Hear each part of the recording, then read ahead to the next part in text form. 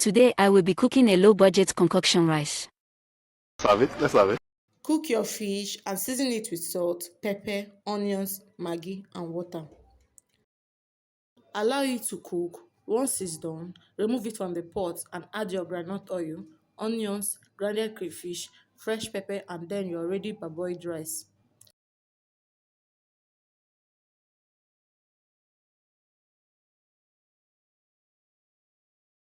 Add more water, more crayfish, more small fish, maggi, salt, and scent leaf, and then mix properly.